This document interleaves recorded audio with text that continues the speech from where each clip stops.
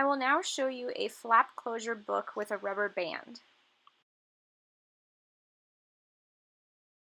So I'm going to first trace a paper, an index card, onto a piece of paper that's larger.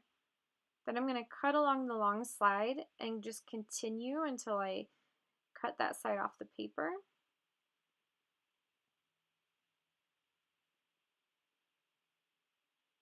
I'm going to fold the cover just like I normally would to the line.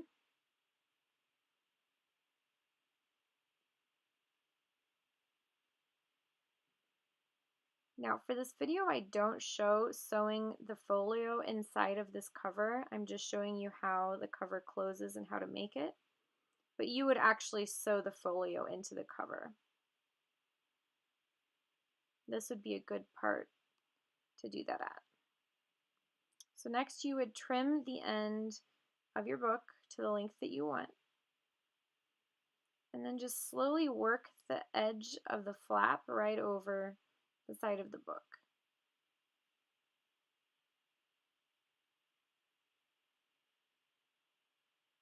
Once it's folded, you will then cut the flap into any shape that you want. You can leave it this way. I ended up making it kind of like an envelope.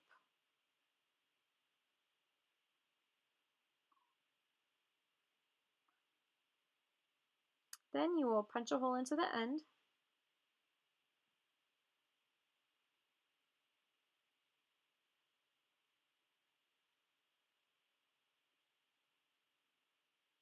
And with a rubber band, you will insert one end into the hole and pull the other side through the loop.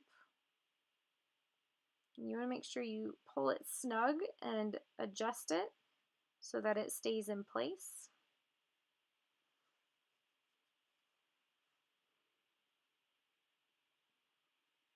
Once it's adjusted, then you will just wrap the long end around the book to secure.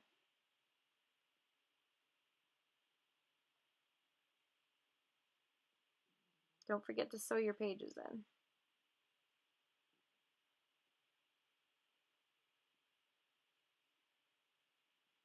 The last kind of book I'm going to show you is another flap book, but this one will be closed with a button and string.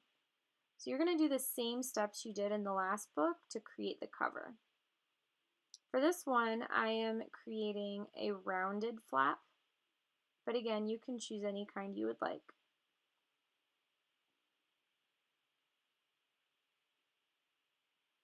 I'll choose a button and then punch a hole.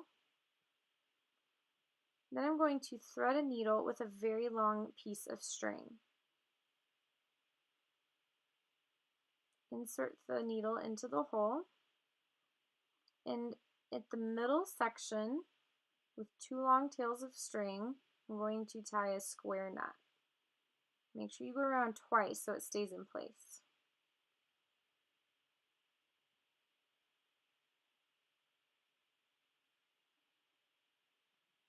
Next, I'm going to thread the needle right through the button, then back through the punched hole. And just to make it stronger, I'm going to go back through the button and through the hole again.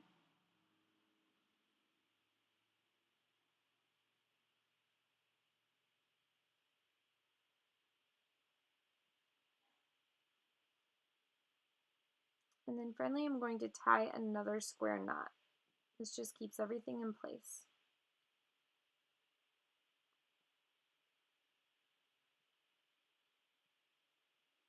Trim the ends of your string so they're even. Then you'll wrap the string around the book once and around the button several times to secure it in place. So I hope you have enjoyed this video on how to make these 5 different book closures. Of course, you can make up your own closures or combine a couple of the different ones you saw in this video to make your own. This is not by any means all of the only kinds of covers you can make. You can do so many different kinds and really get creative with it. But these are some really good ways to just get an idea for how books can be closed and how you can do it in a few different ways.